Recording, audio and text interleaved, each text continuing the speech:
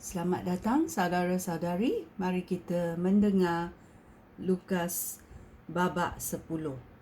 Yesus mengutus 72 orang pengikut.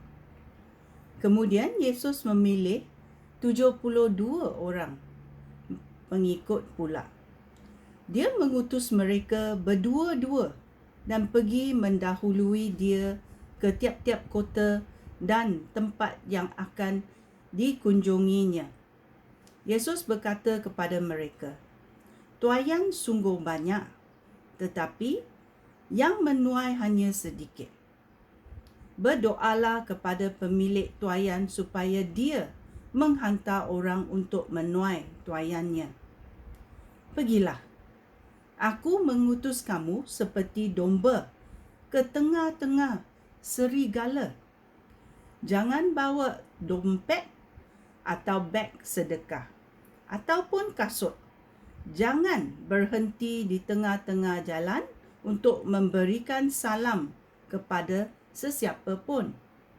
Apabila kamu masuk ke dalam sebuah rumah, lebih dahulu katakanlah, semoga sejahteralah rumah ini.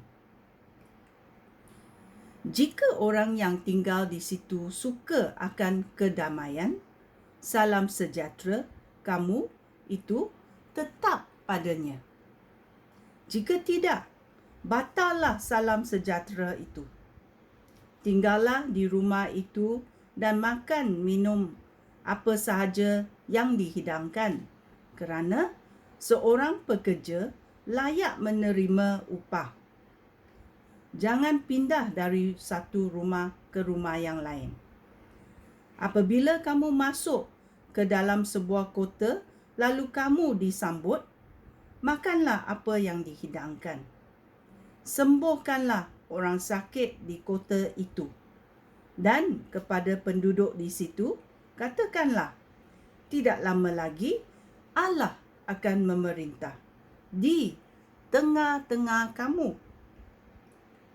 Tetapi jika kamu masuk ke dalam sebuah kota, lalu di situ kamu tidak disambut, pergilah ke jalan raya dan berkata, bahkan debu kota kamu yang melekat pada kaki, kami kebaskanlah sebagai amaran kepada kamu. Tetapi ketahuilah bahawa tidak lama lagi Allah akan memerintah di tengah-tengah kamu. Ingatlah bahawa pada hari pengadilan kelak, Allah akan lebih mengasihani penduduk kota Sodom daripada penduduk kota itu." Penduduk kota-kota yang tidak percaya. Ayat 13. Malanglah kamu, hai penduduk kota Korazin. Malanglah kamu, hai penduduk kota Betsaida. Jika semua mujizat yang dilakukan di kalangan kamu itu telah dilakukan di Tirus dan Sidon, pasti penduduk di situ sudah lama mengenakan kain guni dan menaruh abu di atas kepala untuk membuktikan bahawa mereka sudah bertaubat daripada dosa. Pada hari pengadilan kelak, Allah akan lebih mengasihani penduduk kota Tirus dan Sidon daripada kamu. Dan kamu, hai penduduk kota Kapernaum, kamu fikir kamu akan ditinggikan sampai ke syurga? Tidak, kamu akan dibuang ke neraka. Yesus berkata kepada pengikut-pengikutnya, orang yang mendengar kata-kata kamu, mendengar kata-kata aku juga. Tetapi orang yang menolak kamu, menolak aku juga. Orang yang menolak aku juga, menolak dia yang mengutus aku. Ini ayat adalah sangat penting.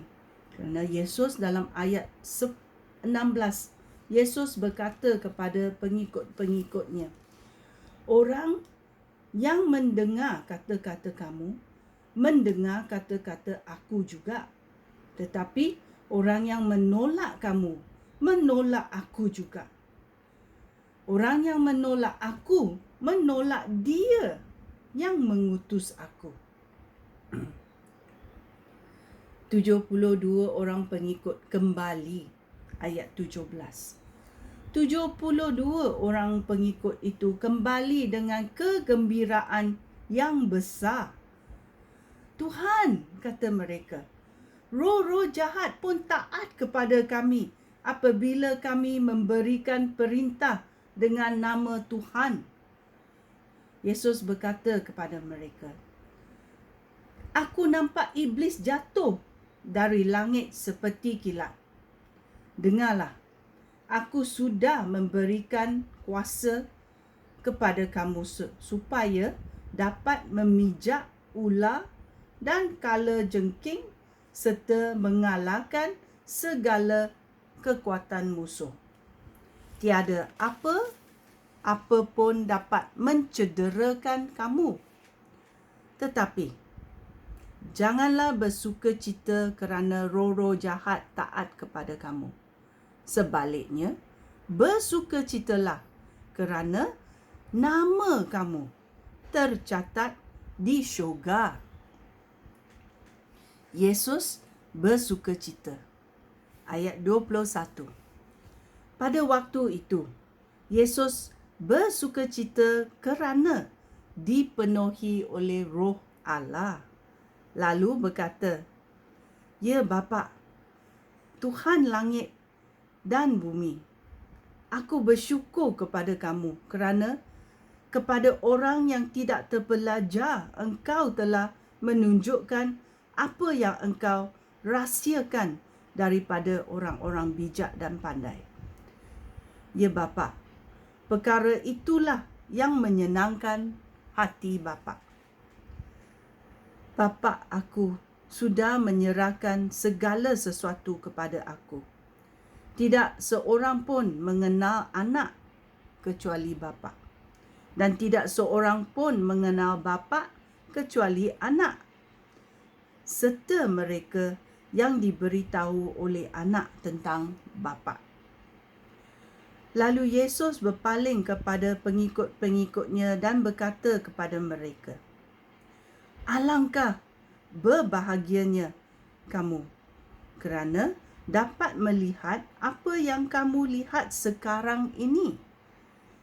Ketahuilah bahawa banyak nabi dan raja mahu melihat apa yang kamu melihat sekarang ini, tetapi tidak dapat. Dan mahu mendengar apa yang kamu mendengar sekarang ini, tetapi tidak juga dapat. Perumpamaan tentang orang Samaria yang baik hati. Ayat 25. Kemudian seorang guru Taurat datang untuk memerangkap Yesus. Dia bertanya, Guru, apakah yang harus saya lakukan supaya mendapat hidup sejati dan kekal? Yesus menjawab, apakah yang tertulis di dalam Alkitab? Bagaimana tafsirannya? Orang itu menjawab, kasihilah Tuhan Allah kamu dengan sepenuh hati kamu, dengan segenap jiwa kamu, dengan segala kekuatan kamu, dan dengan seluruh akal kamu.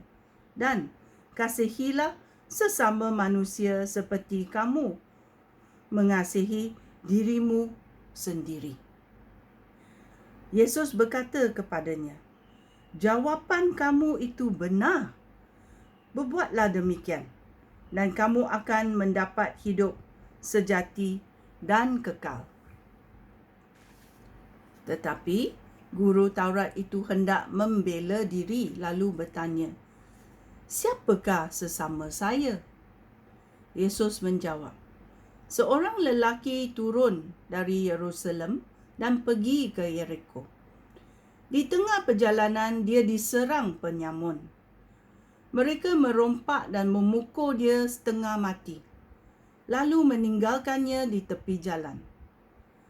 Kebetulan pada masa itu, seorang imam lalu di situ. Apabila dia melihat orang itu, dia menyeberang jalan dan meneruskan perjalanan. Demikian juga seorang Levi lalu di situ. Dia mendekati orang itu untuk melihatnya, lalu menyeberang jalan dan meneruskan perjalanan. Tetapi seorang Samaria yang sedang lalu di situ tiba di tempat orang itu terbaring. Ketika dia melihat orang itu, hatinya penuh belas kasihan. Maka dia mendekatinya lalu membersihkan luka-lukanya. Dan dengan wain dan mengubatinya dengan minyak. Selepas itu, dia membalut luka-lukanya dan menaikkan orang itu ke atas haiwan tunggangannya sendiri. Dia membawa orang itu ke rumah tumpangan dan merawat dia di situ.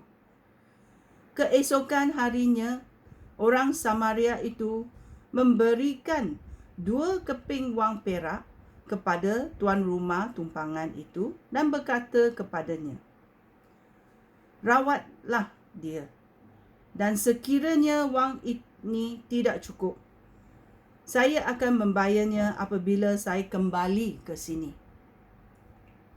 Lalu Yesus mengakhiri ceritanya dengan bertanya, "Menurut pendapat kamu, di antara ketiga-tiga orang itu, siapakah yang menjadi sesama orang yang dirompak itu?" Guru Taurat itu menjawab, "Orang yang menunjukkan belas kasihan kepadanya." Yesus berkata pula, "Pergilah dan berbuatlah demikian." Yesus melawat Marta dan Maria. Ayat 38. Kemudian Yesus dan pengikut-pengikutnya meneruskan perjalanan lalu tiba di sebuah pekan. Di situ seorang wanita bernama Marta menjemput Yesus ke rumahnya. Marta mempunyai seorang saudara perempuan bernama Maria. Maria duduk dekat kaki Tuhan untuk mendengarkan ajarannya. Tetapi Marta gelisah kerana banyak kerja yang harus dilakukannya. Marta menghampiri Yesus dan berkata, "Ya Tuhan, tidakkah Tuhan mempedulikan bahawa Maria membiarkan aku sibuk seorang diri? Suruhlah dia tolong aku." Tuhan menjawab, "Marta, Marta, kamu sibuk serta khawatir akan banyak perkara. Tetapi hanya satu yang mustahak. Maria sudah memilih perkara baik yang tidak akan diambil daripadanya." Ya, hanya satu yang mustahak, iaitu menghampiri Yesus dan belajar apa yang Yesus mengajar. Ini adalah Lukas babak 10. Sekian, terima kasih. Shalom.